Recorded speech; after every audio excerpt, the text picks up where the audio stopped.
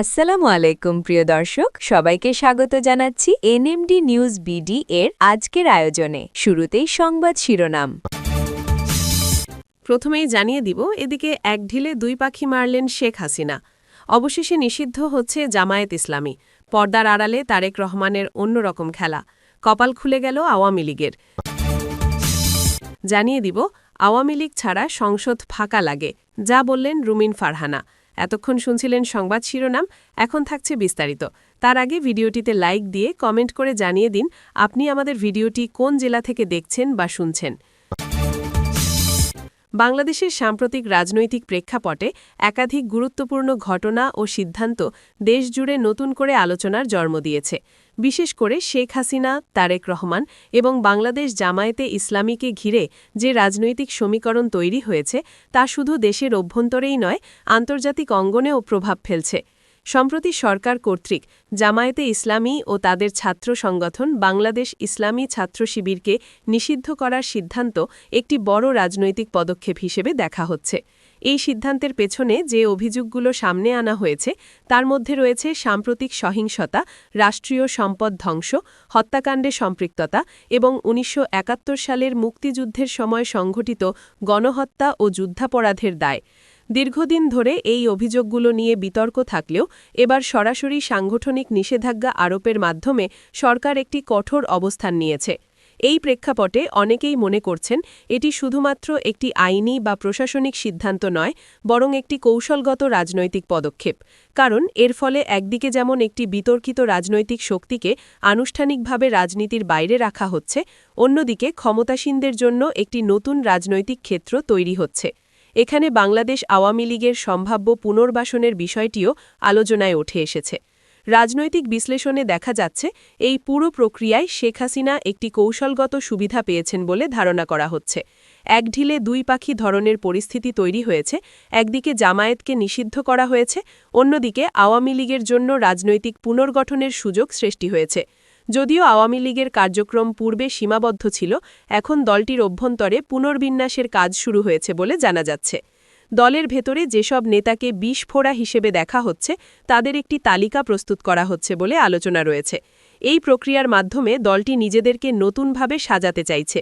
বিতর্কিত বা অজনপ্রিয় নেতাদের বাদ দিয়ে একটি গ্রহণযোগ্য নেতৃত্ব গড়ে তোলার চেষ্টা চলছে। একই সঙ্গে দলের ওপর আরোপিত নিষেধাজ্ঞা প্রত্যাহারের জন্য আইনি লড়াইয়ের পাশাপাশি আন্তর্জাতিক মহলেও যোগাযোগ বাড়ানো হচ্ছে। অন্যদিকে তারেক রহমানের নেতৃত্বাধীন সরকারের ভূমিকা নিয়েও নানা বিশ্লেষণ সামনে আসছে। অনেকের মতে সরকার প্রকাশ্যে এক ধরনের অবস্থান নিলেও পর্দার আড়ালে ভিন্নধর্মী রাজনৈতিক কৌশল গ্রহণ করছে। এই কৌশলের মধ্যে আন্তর্জাতিক শক্তিগুলোর সঙ্গে সমন্বয় এবং অভ্যন্তরীণ রাজনৈতিক ভারসাম্য রক্ষা দুই থাকতে পারে। বিশেষ করে দিল্লি একা নয়, এই ধারণাটি ইঙ্গিত দেয় যে আঞ্চলিক ও বৈশ্বিক শক্তিগুলো এই রাজনৈতিক প্রক্রিয়ায় কোনো না কোনোভাবে প্রভাব ফেলছে। ফলে বাংলাদেশ আওয়ামী লীগের পুনর্বাসনের প্রশ্নটি এখন শুধু দেশের অভ্যন্তরীণ বিষয় নয়, বরং একটি আন্তর্জাতিক চাপের বিষয় হয়ে দাঁড়িয়েছে।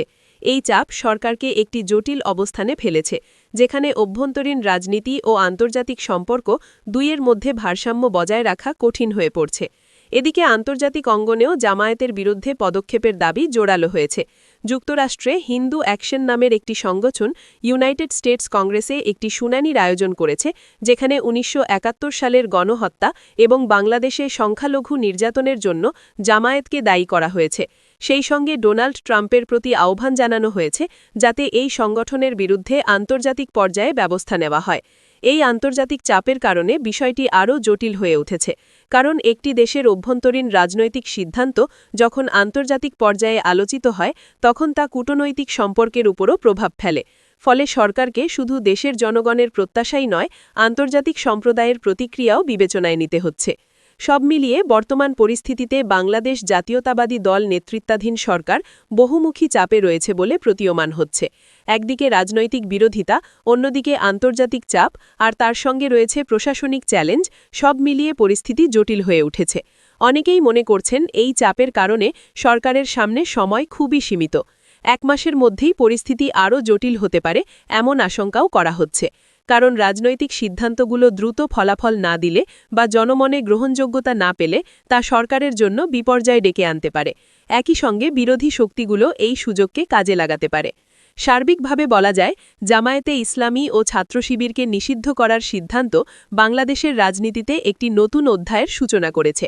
এর প্রভাব শুধু একটি সংগঠনের ওপর সীমাবদ্ধ থাকবে না, বরং পুরো রাজনৈতিক কাঠামোতেই এর প্রতিফলন দেখা যাবে।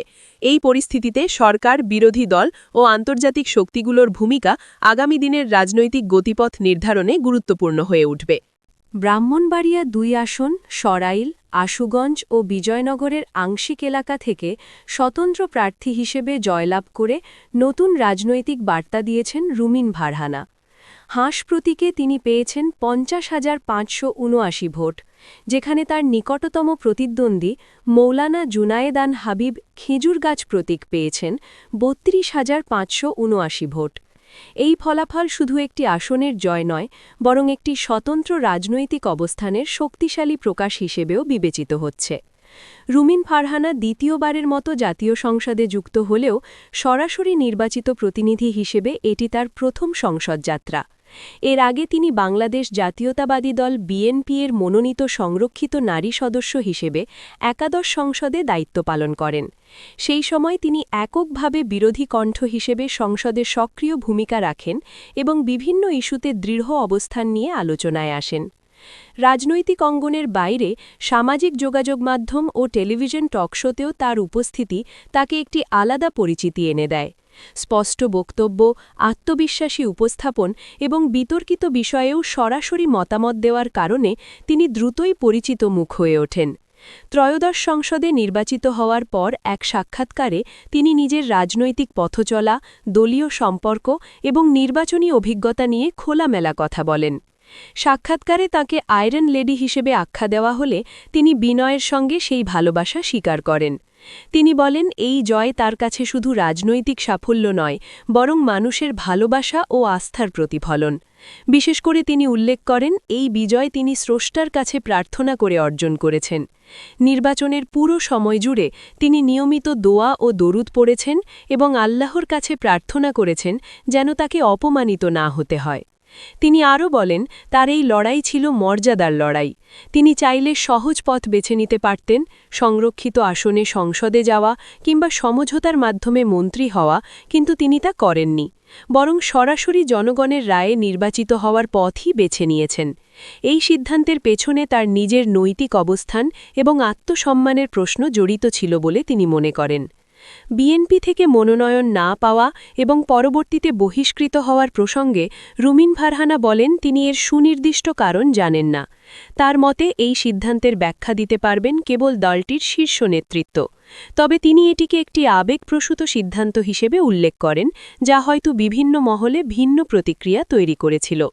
তিনি এটাও স্বীকার করেন যে দীর্ঘ ১৭ বছর ধরে দলটির হয়ে মিডিয়ায় সক্রিয়ভাবে কথা বলার কারণে অনেক সময় তিনি কঠোর সমালোচনা করেছেন, যা কিছু মানুষের কাছে অস্বস্তিকর হয়ে উঠতে পারে। সেই প্রেক্ষাপটে এই সিদ্ধান্ত এসেছে বলেও তিনি ইঙ্গিত দেন।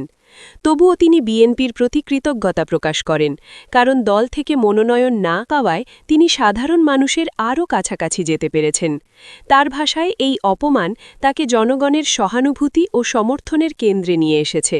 বিশেষ করে দেশের বিভিন্ন প্রান্তের নারীরা, তারা যে রাজনৈতিক মতেরই হন না কেন, তার জন্য দোয়া করেছেন। এই ব্যাপক সমর্থনই তাকে নির্বাচনে জয়ী হতে সহায়তা করেছে বলে তিনি মনে করেন। প্রচারণার সময় সাধারণ মানুষের সঙ্গে তার সরাসরি জনসংযোগের বিষয়টিও তিনি গুরুত্ব দিয়ে তুলে ধরেন। তিনি বলেন, মানুষের সঙ্গে তার একটি রিয়েল কানেকশন তৈরি হয়েছে, যা তাকে অন্যদের থেকে আলাদা করেছে। সাধারণ মানুষের জীবনযাত্রা ও অনুভূতির সঙ্গে তার নিজের সরলতা মিল থাকায় এই সংযোগ আরও দৃঢ় হয়েছে। নতুন সংসদের অভিজ্ঞতা প্রসঙ্গে তিনি বলেন, অভিজ্ঞতা মোটামুটি ভালো হলেও কিছু সীমাবদ্ধতা রয়েছে। তার মতে দেশের একটি বড় অংশের জনগণের প্রতিনিধিত্ব এই সংসদে অনুপস্থিত। বিশেষ করে বাংলাদেশ আওয়ামী লীগ এবং বাম দলগুলির অংশগ্রহণ না থাকায় সংসদে পূর্ণাঙ্গ প্রতিনিধিত্ব নিশ্চিত হয়নি। এছাড়া তিনি উল্লেখ করেন, সংসদের অনেক সদস্যই নতুন হওয়ায় কার্যক্রম পরিচালনায় কিছুটা অনভিজ্ঞতা দেখা যাচ্ছে। দীর্ঘদিন সংসদের বাইরে থাকার কারণে অনেকের জন্য পরিবেশের সঙ্গে খাপ খাওয়ানো সময় সাপেক্ষ হয়ে উঠেছে। তবে সময়ের সাথে সাথে এই সীমাবদ্ধতাগুলো কাটিয়ে ওঠা সম্ভব বলেও তিনি আশাবাদ ব্যক্ত করেন। সব মিলিয়ে রুমিন ফারহানার এই জয় এবং তার বক্তব্য বাংলাদেশের বর্তমান রাজনৈতিক বাস্তবতায় একটি নতুন দৃষ্টিভঙ্গি তুলে ধরেছে। এটি প্রমাণ করে যে ব্যক্তিগত অবস্থান, জনসংযোগ এবং আত্মবিশ্বাস এই তিনটি উপাদান একত্রে থাকলে দলীয় সমর্থন ছাড়াও নির্বাচনে সফল হওয়া সম্ভব।